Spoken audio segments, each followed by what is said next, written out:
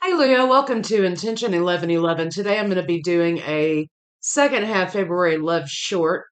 I wanted to say thank you to all of you who viewed the videos and interacted with the channel. I appreciate y'all. We're going into the Virgo full moon on the 24th. So it might be a good time to take a step back and give yourself some credit for some progress that you've made.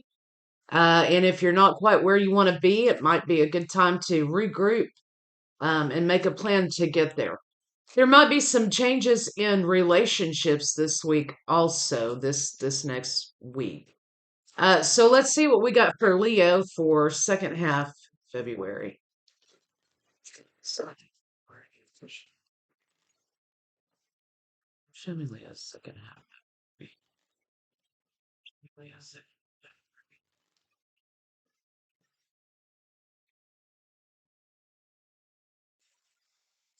Okay, everybody's getting this anger card. Physical pain. Separation is what this is already. I can tell you this is separation in a twin flame relationship. So if that's not for you, then I guess click off. But somebody out there is feeling physical pain from being separated from someone, a lover, whatever. Generally, this happens like soul shock for twin flames when, you know, one twin tries to cut the cord or tries to, soul shock. It's soul shock. It could be sometimes that's what brings on the dark night of the soul, right? So somebody is physically shocked and physically feeling the pain of a loss of someone. So let's take a look and see, Leo, what that's about. Let me listen. Whatever. See. Show me a second. See. Show me a second.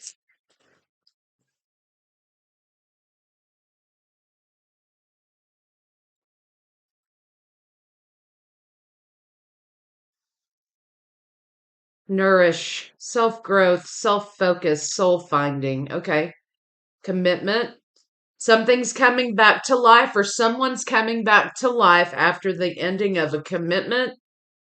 Um, this could very well be excuse me, I've got a candle going there.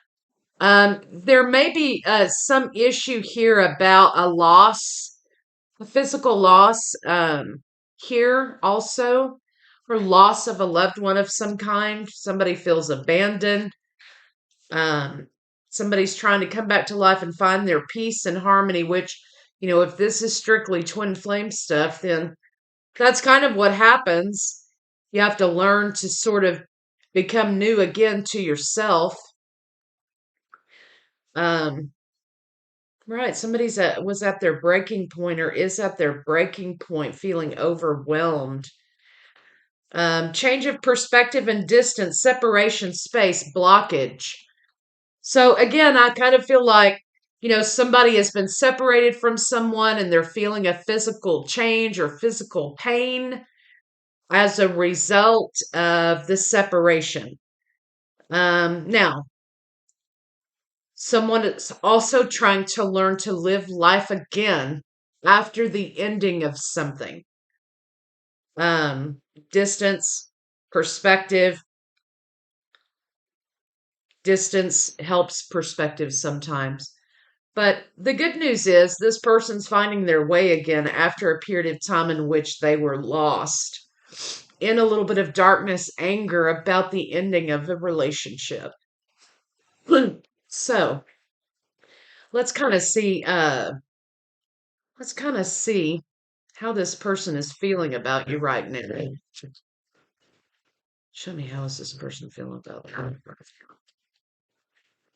How is this person? A lot of times twins will experience physical pain during soul shock or separation. It's like half of your body's been cut off, or there's a big gaping pain here, or something like that. I've known many twin flames talk about the physical withdrawals. It seems like from a twin flame connection when they try to when they're thrown into soul shock, right?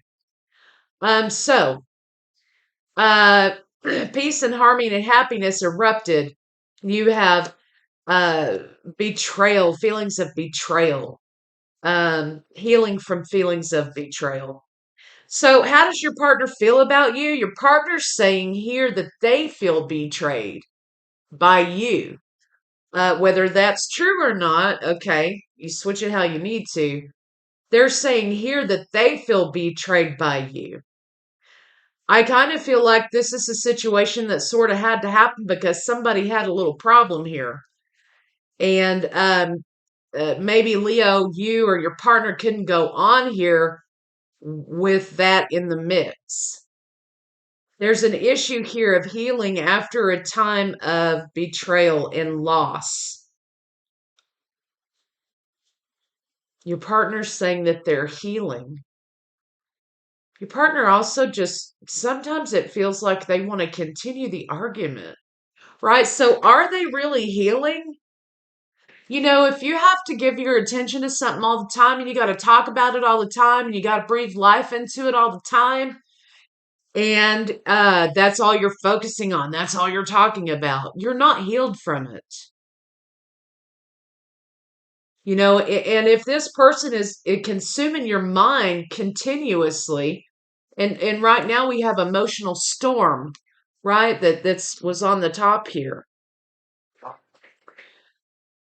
All you're doing is obsessing about the loss, you know, and or your partner, all they want to talk about is the blame game, or they just want to, you know, put the responsibility off on you or whatever. They're not healed. And if you're finding yourself consistently obsessing over it, then you're not healing either, right? So that's when you have to hunker down and kind of come to terms with the situation. Partner's saying here, you're saying here, somebody feels trapped in relationship. They didn't want the commitment. They wanted something new. Um, very cold, uh, cold about things.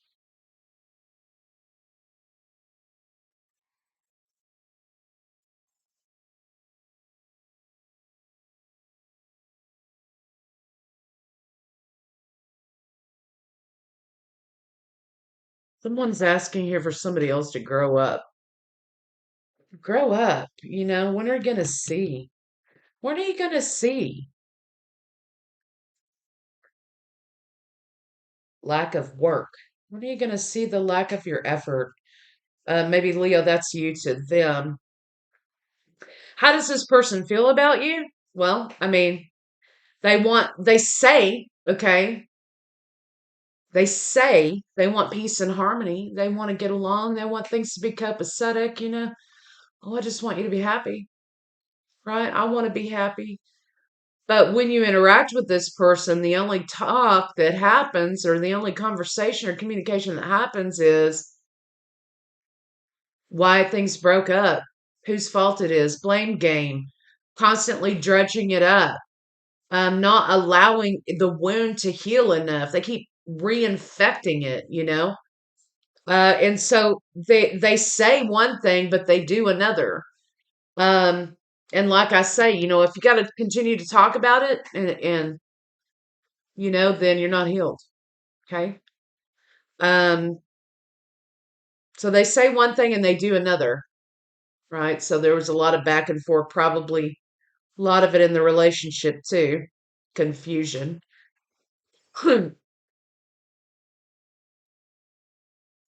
I think, Leo, you guys were starting to feel trapped here.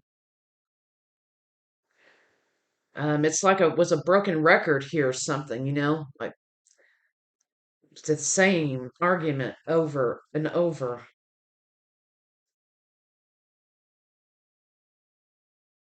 I get the feeling here somebody didn't really want to be in relationship here.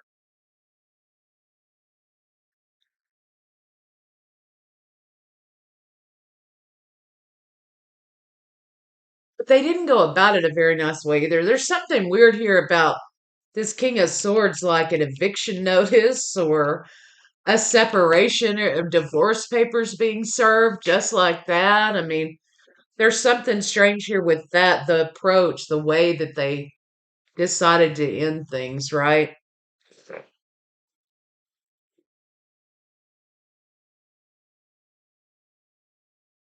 Somebody's saying, when are you going to grow up? Enlighten me. When are you going to grow up? When are you going to put the work in? So, Leo, what I feel like is happening here is you're probably detoxing from a narcissistic abuser, okay? Who's projecting and who's saying, oh, it's your fault. You're so fucked up or whatever. And that's not the truth, right? This person just has a problem and they're constantly on your ass here, constantly on your ass about everything you do. And so, how does this person feel about you? Well, I'm not seeing love. I'm not seeing passion. I'm not seeing any kind of great, fantastic friendship or communication, right?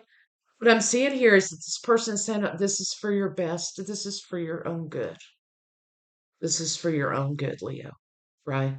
I want you to get better. I want you to, and it's kind of like they're making you feel like you're sick when you're not sick or something. It's really weird. So yeah, I would like run away. So I think you are, detoxing from some bad emotional abuse here, to be honest with you. But you are, right? You're finding your peace, you're nourishing yourself, you've created a distance. Can't be friends with a narc, okay? You can't talk to the narc. You can't talk to the narc's friends. You can't talk to the narc's family. You can't, you got to cut all the heads off, right? You got to create that distance and you got to cut off communication with somebody like that. Because as you can see, what they want to talk with you about is constantly about how you're messed up. Leo, you're messed up all the time. It's all your fault. It's all your fault. It's all your fault. Right? And, are they taking any responsibility? And they're telling you, I want you to get well. I want you to be well.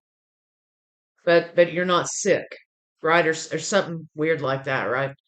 So, create distance, get away from this person. Don't entertain them anymore. Let them be over there and let them, have their own little fantasy world about you over there. But again, anger is a good motivator. Okay. And if you continue to let this person in your world, they will continue to make you feel sick. So I really think this person's kind of a special case here. Um, you've got somebody here who's trying to make you feel like you're the problem, and really it's kind of like a weird ass Munchausen by proxy shit over here or something, or you got the mom that's pouring the pine sol in the cereal. I mean, that's kind of the what I'm getting here with this person with their communication to you. Maybe at one time there was something going on with you, okay, and you did what you had to do to fix it, or you're trying to maintain it or whatever. But this person, that's all they want to focus on. And they keep trying to make you feel like you're sick. You're sick even though you're not. And if you have battled with something and you're around that person, you're going to get sick again, right? You're going to get sick again. So, I would just you need to cut off communication with this person entirely. So they feed, this person feeds off of other people's stress and their negative energy and their chaos and they want to keep that person in that position because that's how they get their kicks. That's how they get their, you know, it's how they get their weird ass thrills. So, I mean, you're doing right. You're cutting off. You've created distance. Continue to maintain the distance. Um, this gives me feelings of suicide, all kinds of strange mental health disorders. Um, Someone who's feels utterly hopeless, because somebody's making them feel that way. Life is too short. We don't have to go there. We don't have to deal with those kind of people. We don't have to. We don't have to, right? So, cut them off. Change your phone number. Block them. What you got to do. But they're not good for you. at all. Okay. Ending a trauma. Now, I couldn't do this if I tried to shuffle this deck 100,000 times. Ending a trauma. You are ending a trauma. Transform memories and symptoms. And that's what you're trying to do here. Right? That's what you're trying to do. End a trauma. End it. Excuse me. So ending it kind of is like you can't allow them to keep coming back and forth. You got to end it. When you say you're done, you got to be done. No more contact. You got to go no contact with somebody like this. So if you're kind of like still having conversations with this person and it goes the same place every time, then why are you still answering the phone, man? Determination. Perseverance leads to fortune. Keep walking away. Keep walking away from this person. Keep walking away from them. Self creation. Be the author of your own life. This person's trying to define you by the way that they want you to feel because it gives them a kick for you to be in a weakened position.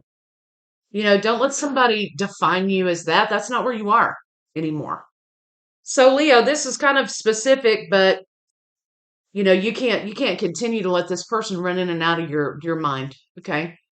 And if you're trying to cut them off, you've cut them off and you're trying to get better, do whatever, keep on that path. This person is just going to continue to try to make you sick. So that's what I have for you guys, and I'll see y'all later.